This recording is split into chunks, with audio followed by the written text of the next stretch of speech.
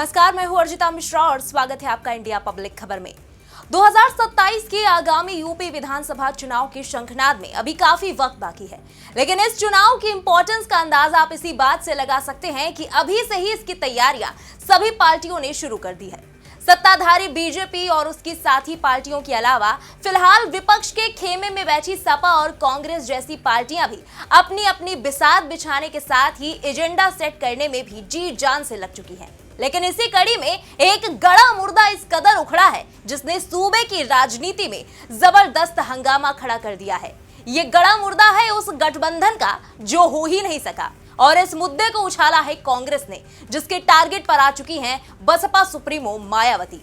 बीते दिन रायबरेली के दौरे पर पहुंचे कांग्रेस सांसद राहुल गांधी ने जो कुछ भी बसपा सुप्रीमो मायावती को लेकर कहा, उसके बाद से उत्तर प्रदेश की राजनीति में इस वक्त सेंटर ऑफ अट्रैक्शन में सिर्फ राहुल गांधी, कांग्रेस और बसपा सुप्रीमो मायावती ही बने हुए हैं।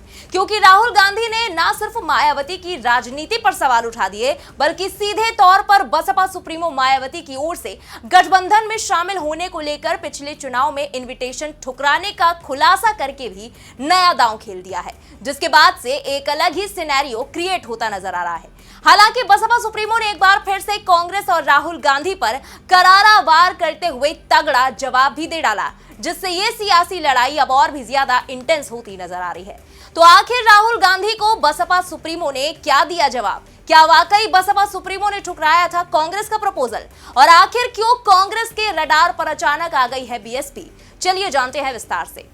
राहुल गांधी ने रायबरेली में दलित छात्रों से संवाद के दौरान बीते दिन बसपा सुप्रीमो मायावती को लेकर हमला करते हुए कहा कि मायावती आजकल क्यों ठीक से चुनाव नहीं लड़ रही। राहुल गांधी ने कहा कि बहन जी आजकल ठीक से चुनाव क्यों नहीं लड़ रही हैं। हम चाहते थे कि बहन जी बीजेपी के विरोध में हमारे साथ लड़ें, मगर मायावती किसी न किसी कारण नहीं लड़ी। तो हमें तो काफी दुख लगा, क्योंकि अगर तीनों पार्टियां एक हो जाती तो बीजेपी कभी जीत नहीं पाती। साथ ही राहुल गांधी ने यह भी कहा कि मायावती बीजेपी की बी टीम बनकर काम कर रही हैं। अब यहाँ बड़ी बात यह है कि यह पहली बार था जब किसी बड़े कांग्रेसी नेता ने खुलकर बसपा सुप्रीमो मायावती को दिए गए प्रपोजल का खुलासा किया। तो वहीं बसपा सुप्रीमो भी शांत नहीं बैठी, बल्कि कांग्रेस को फौरन करारा जवाब दे दिया। एक्स पर बैक टू बैक पोस्ट करते हुए बसपा सुप्रीमो ने लिखा कि कांग्रेस ने दिल्ली विधानसभा आम चुनाव में इस बार बीजेपी की बी टीम बनकर चुनाव लड़ा। ये आम चर्चा है, जिसके कारण यहां बीजेपी सत्ता में आ गई है, वरना इस चुनाव में कांग्रेस का इतना बुरा हाल नहीं होता कि यह पार्टी अपने ज्यादातर उम्मीदवारों की जमानत भी ना बचा पाए। बसपा सुप्रीमो ने लिखा कि इस पार्टी के सर्वे सर्वा राहुल गांधी को किसी भी मामले में दूसरों पर और खासकर बीएसपी की प्रमुख पर उंगली उठाने से पहले अपने गिरेबान में भी जरूर झांक कर देखना चाहिए, तो ये बेहतर होगा। इनको यही सलाह है। तो वहीं एक और पोस्ट में मायावती ने लिखा कि दिल्ली में बनी नई बीजेपी सरकार को यहां चुनाव में खासकर जनहित और विकास संबंधी किए गए अपने तमाम वादों को समय से पूरा करने की चुनौती है, वरना आगे चलकर इस पार्टी का भी हाल कहीं कांग्रेस जैसा बुरा ना हो जाए। तो वहीं इससे पहले बीती शाम भी बसपा सुप्रीमो ने एक्स पर पोस्ट करते हुए कांग्रेस को खूब सुनाया था। उन्होंने लिखा कि कांग्रेस पार्टी जिन राज्यों में मजबूत है या जहां उनकी सरकारें हैं, वहां बीएसपी और उनके अनुयायियों के साथ द्वेष और जातिवादी रवैया है, किंतु यूपी जैसे राज्य में जहां कांग्रेस कमजोर है, वहां बीएसपी से गठबंधन की बरगलाने वाली बातें करना ये उस पार्टी का दोहरा चरित्र नहीं तो और क्या है।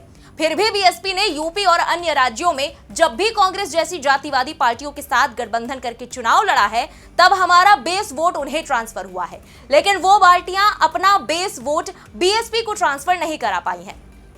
ऐसे में बीएसपी को हमेशा घाटे में ही रहना पड़ा है।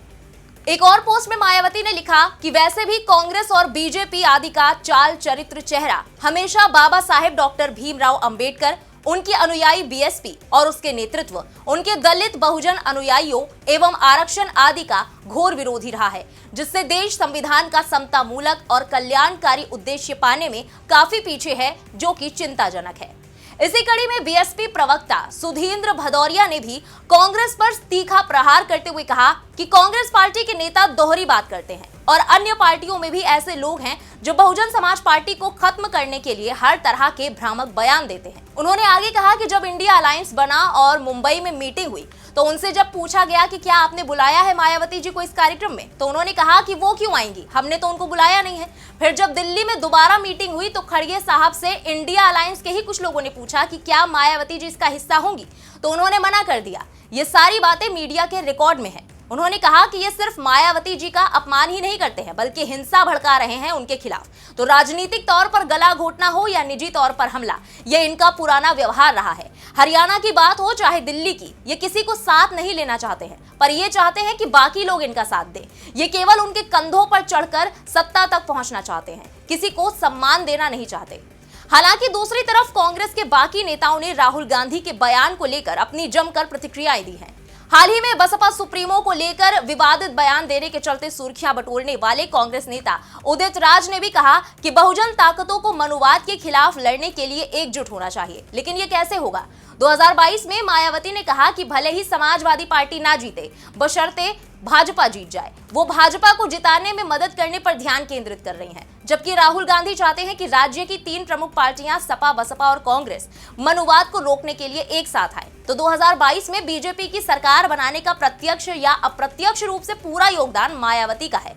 तभी तो मैंने कहा कि बहुजन आंदोलन का इन्होंने गला घोट दिया है और मनुवादी हो गई हैं और बीएसपी का बीजेपीकरण हो गया है, तो कांग्रेस के साथ कैसे आएंगी? तो वहीं कांग्रेस नेता संदीप दीक्षित ने भी कहा कि दिल्ली में वोट केजरीवाल के खिलाफ डाले गए और इनमें से कोई भी जमीन पर तो आया नहीं है। कांग्रेस अगर साथ भी लड़ती तो भी केजरीवाल हारते। ये बहुत सीधी सीधी बात है। मायावती जी से मैं एक चीज पूछना चाहता हूं कि उन्होंने भी तो लोगों को खड़ा किया ना दिल्ली में। जिस नई दिल्ली सीट से मैं चुनाव में खड़ा हुआ था वहां भी तो बीएसपी का कैंडिडेट था, तो वो किसे जिता रहा था? वो क्या बीजेपी के वोट काट रहा था? आप वोट काटो तो कोई दिक्कत नहीं। मायावती जी परेशान इस बात से हैं कि आगामी यूपी विधानसभा चुनाव में अगर सपा कांग्रेस का गठबंधन हो गया तो बीजेपी बिल्कुल साफ हो जाएगी। जितनी सीटें दिल्ली में कांग्रेस को मिली उतनी इनको यूपी में मिलेंगी, इसलिए वो डरकर ऐसी बातें कह रही है। इसके अलावा कांग्रेस नेता पवन खेड़ा ने भी बयान दिया। उन्होंने कहा कि हम यहाँ 15 साल तक सत्ता में रहे, बीजेपी से ज्यादा समय तक हम सत्ता में रहे, बीजेपी तो केवल 5 साल रही। हमारा तो कर्तव्य भी है कि हम अपनी खोई हुई जमीन हासिल करें। हम एक राष्ट्रीय पार्टी हैं और लड़ रहे हैं, लेकिन हमारे ऊपर बी टीम जैसे आरोप लगाना गलत है। इसके अलावा कांग्रेस नेता आराधना मिश्रा मोना ने भी मायावती पर निशाना साधते हुए कहा कि 2022 के चुनावों के बाद से यूपी में साफ देखने को मिल रहा है कि बसपा बीजेपी की बी टीम की तरह काम कर रही है। चाहे वो चुनाव हो या बड़े मामले हो, बसपा की सपोर्ट करने से उनकी मंशा साफ हो गई है। उनकी राजनीतिक मजबूरियां हो सकती हैं, मगर एक बड़ा समुदाय है, एक बड़ी नेता है वो, और उनको अपनी राजनीतिक जिम्मेदारियों को समझना चाहिए। तो वहीं सबके बीच कांग्रेस की साथ ही सपा की ओर से भी इस पूरे बवाल पर प्रतिक्रिया सामने आई है। सपा विधायक राकेश कुमार वर्मा ने कहा कि राहुल गांधी ने उदारता दिखाते हुए मायावती को आमंत्रित किया और कहा कि अगर वो इसमें शामिल होती तो बाकी मुद्दे भी सुलझ जाते, पर चूंकि मायावती और बहुजन समाज पार्टी मूलतः भारतीय जनता पार्टी की बी टीम के रूप में काम कर रही है, इसलिए उन्हें शायद ये आमंत्रण पसंद न आया हो। वो जहां है वही रहना पसंद करती हैं। इसी के साथ सपा प्रवक्ता मनोज यादव ने भी कहा कि बहन जी आखिर चुनाव क्यों नहीं लड़ रही हैं? इसका जवाब तो सिर्फ बहन जी ही दे सकती हैं, ना कोई विपक्षी दल और ना कोई राजनीतिक दल। मुझे लगता है कि शायद उनकी बड़ी मजबूरियां हैं जिसकी वजह से वो चुनाव नहीं लड़ रही और अपने उन वोटर्स को अलग थलग छोड़ दे रही हैं जिनके दम पर उन्होंने इतना बड़ा राजनीतिक दल बनाया है। हालांकि इसी बीच बीजेपी की ओर से खुद डिप्टी सीएम केशव प्रसाद मौर्य ने भी इस मामले पर कटाक्ष करते हुए कहा कि जहां तक कांग्रेस, मायावती और अन्य की बात है तो हमारे विचार में सपा, बसपा और कांग्रेस सभी एक ही हैं और ये एक ही थाली के चट्टे बट्टे हैं। चाहे वो अलग अलग लड़े या साथ मिलकर, कमल हमेशा खिलेगा और विकास की ओर ले जाएगा। हालांकि अब इन सबके बीच सवाल ये भी उठ रहा है कि राहुल गांधी आखिर बार बार बसपा सुप्रीमो मायावती को टारगेट क्यों कर रहे हैं। यह गौर करने वाली बात यह है कि इससे पहले अप्रैल 2022 में भी एक किताब के इनॉग्रेशन के दौरान बसपा सुप्रीमो मायावती को लेकर राहुल गांधी ने कहा था कि कांग्रेस ने मायावती को विधानसभा चुनाव में गठबंधन और मुख्यमंत्री पद का उम्मीदवार बनाने का प्रस्ताव दिया था, लेकिन वो हमसे बात तक नहीं की। तब राहुल गांधी ने बीएसपी नेता पर गंभीर आरोप भी लगाए थे और कहा था कि मायावती ने सीबीआई, ईडी और पेगासस के कारण से बीजेपी को चुनाव में खुला रास्ता मुहैया कराया। हालांकि उस वक्त भी राहुल गांधी के आरोपों को सिरे से खारिज करते हुए बसपा सुप्रीमो मायावती ने कड़ा ऐतराज जताया था।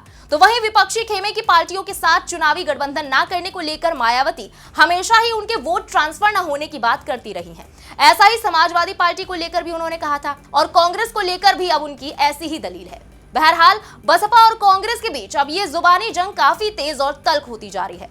तो वहीं सवाल भी खड़े हो रहे हैं कि क्या कांग्रेस इस थॉट प्रोसेस के तहत काम करना शुरू कर चुकी है कि अगर 2027 के चुनाव के लिए समाजवादी पार्टी के साथ गठबंधन नहीं भी हुआ तो क्या बसपा सुप्रीमो मायावती को टारगेट करके राहुल गांधी अपने पुराने दलित वोटों को कांग्रेस के पक्ष में खड़ा करने की कोशिश कर रहे हैं। जैसे कि गृह मंत्री अमित शाह के बाबा साहेब अंबेडकर को लेकर दिए गए एक बयान के बाद राहुल गांधी ने काफी तेज अभियान चलाया था और अभियान को धार देने के लिए वो सफेद छोड़कर नीली टी शर्ट पहनने लगे थे। साथ में उनकी बहन प्रियंका गांधी वाड्रा भी नीली साड़ी में नजर आती थी। फिलहाल इन सबका जवाब तो आने वाले वक्त में ही मिलेगा, लेकिन इस पूरे मामले पर आपका क्या कहना है कमेंट में अपनी राय जरूर बताएं।